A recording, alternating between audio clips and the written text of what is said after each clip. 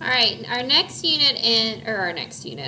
lesson in our statistics unit is going to be sampling methods. And this is a combination of several different digits lessons that I'm putting into one. So you'll just have one digits assignment, but it may be a little bit longer because I've combined 4 digits lessons into one. So title for today's lesson in your table of contents, sampling methods. And then on the next clean sheet of notebook paper at the top, write sampling methods, the title, and then the essential question for today: what sampling methods can be used to make inferences about a population? Press pause, get your table of contents and your notes set up. When you're ready to move on, press play. All right, we're going to talk about 3 different types of sampling methods today. The first one is called convenience sampling. Hit pause and copy this into your notes. It says, what is convenient sampling? Convenient sampling is sampling in which you choose members of the population that are convenient and available. So let's just review what convenient means. Convenient means they're like right there in front of you. You're not going to have to go through this elaborate process to get the people to be in your sample. Okay? Convenient sampling does not always produce a representative sample of the population. So if you look at the picture below here, you don't need to copy it, but if you look at the picture, we see we have blue, purple, green people, and this researcher right here has taken a sample, a convenient sample, just of the 4 closest people to him. Okay. Now, in that convenient sample, I see 3 green people and 1 blue person. So from the sample, do I even know that there's any purple people that exist? No. So we'll just say this is talking about favorite colors between between green, blue, and purple. So the convenient sample here is not representative of the population because it doesn't include all the different colors that are in our population. Okay? So that is a convenient sample, taking those that are convenient and available to you to be in your sample. So let's read these examples and see which of those would be convenient sampling. A, you put an ad in the school newspaper for your research project. You accept the first 10 students who volunteer. This would be a convenient sample because the first 10 people who answer, that is convenient. Okay? It's just the first 10 ones, and that's it. Now, that might not necessarily be representative of the population, but it is convenient. All right, B, you put the names of all the students in a hat and pull out 10 names at random. Is this standing in front of a group of people and picking the closest ones or taking the first 10 people to respond? This is not convenient sampling. This is a different type of sampling that we're going to talk about in a minute. So this is not convenient sampling. When it's random like that, then we're going to call that a different type of sampling. And then C, you choose the first 10 students you see. Would that be convenient sampling? Yeah, that is convenient sampling. So choosing those that are convenient and available to you, that is called convenient sampling. That's our first type of sampling, our first sampling method. All right, hit pause, read each of these statements, decide which is not an instance of convenient sampling. Okay, so you hopefully hit pause and read all of the statements. Which one of these would be not an instance of convenient sampling? It would be option 4. When you go around and you choose 10 students from each classroom, that is more random, that is not convenient. If I choose the first 20 students that you see, that is convenient sampling because they're just right there. If you choose all the students in your school band, all you have to do is walk to the band room and just get them. That is convenient sampling because they're all together already. You choose all the students in your classroom, that's convenient sampling because they're already together in a group. That last option is the one that would not be convenient sampling. And the key word there, random, is telling us it's not convenient. Okay? All right. The next type of sampling is called systematic sampling. Hit pause, copy this into your notes, and then hit play when you're ready to move on. All right. What is systematic sampling? It is a sampling method in which you choose every nth member of the population where n is a predetermined number. So let's say n is 4. That means every fourth member of the population is going to be in your sample. So you go around a classroom or you go in the cafeteria and go 1, 2, 3, 4. You're in the sample. 1, 2, 3, 4. The fourth person's in the sample. And that is going to be a systematic way where you choose every whatever number person to be in your sample. Here we have an example down here at the bottom where it says the interval is 4 and the starting number is 3. So you're going to start with the third person in the population, and from there it's every fourth person. So number 3, go 4 more, you pick number 7, go 4 more, you pick number 11, number 15, number 19. And those would be your systematic sample. Okay? And this just helps us approach sampling in a more methodical way. Methodical meaning there's a method to picking your sample. Okay? So let's read these examples, pick which one is systematic sampling. A, making a list of students in your class and choosing every 7th name, starting from the first name. Every 7th name, is this systematic sampling? Yeah, because our little interval is every 7th person. So yes, this is systematic sampling. B, you have the students in your class count off by 4s and you choose all the ones that said 3. Is that systematic sampling? Yeah.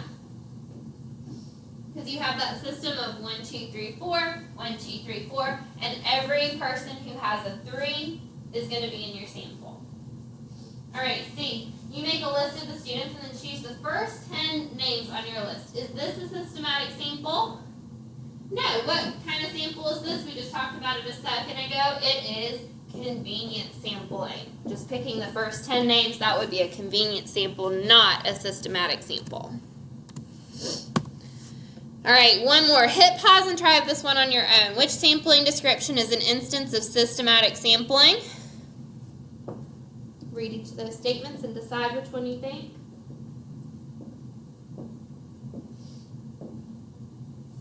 Okay, by this point you should have found option 3. How do I know that that is a systematic sample? Because I see this every 5th moviegoer that comes into the theater. I have an interval of 5. That would be my systematic sample. Okay, and then the third type of sampling, so we've done convenient sampling, we've done systematic sampling. Our third type of sample is called simple random sampling. Hit pause, copy this definition. When you're ready to go over it, hit play. All right, what is simple random sampling? It is a sampling method in which every member of the population has an equal chance of being chosen for the sample. And this word random here is really going to kind of give us a clue to what this is going to be. Every person has an equal chance of being selected, and it's going to be selected randomly. Okay, so let's say in our example here where we have our picture, the researcher has 20 people, and each person, 1 through 20, has written their number on a slip of paper, and the researcher has it all in a bag. So 20 slips of paper, 1 through 20 in a bag. And then she just reaches in and picks 5 random people. So she draws person number 1. Then she draws person number 9. Then she draws person number 3. Then she draws person number 12. And then she draws person number 19. So everybody has the same chance of being selected, and she is selecting them randomly by reaching into a hat and picking out, or a bag or whatever, and picking out those numbers. This is what a simple random sample is. Okay, so look at these examples. A, you make an alphabetical list of the students in your class and then select the first 10 names on the list. Is this simple random sampling? We should know by now that no, this is actually convenient sampling. First 10 names on the list. All right, B, you mix all of the students' names in a hat and then select 10 names blindfolded. Is that simple random sampling? Yes, because each person has the same chance of being selected and the names are being selected randomly. That is simple random sampling. All right, C, can't read. You assign a number to each person, starting from 1 to each student in your class. Then you pick 10 of these numbers at random. And our key right here is that it says they're being selected randomly. That is what makes this, yes, a simple random sample. So each person has a number, and you're selecting randomly the numbers that will be in your sample. All right, try this one on your own. Hit pause and read it.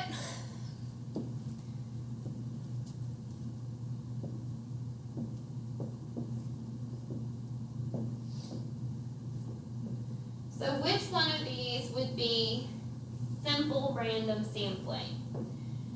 Well, I can eliminate a few real quick. I see option 1 is what type of sampling?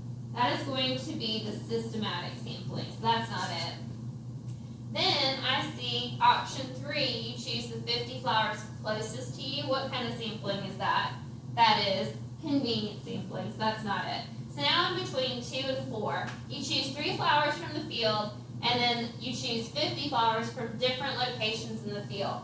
So we want to be random about it. I'm going to go with option 4. Really, they don't say enough in those to decide between 2 and 4 which it would be, so we could even say it's both of them. But we want to say we're choosing maybe 3 flowers randomly from the field or 50 flowers randomly from different locations in the field. I would be okay with either of those being a simple random sample.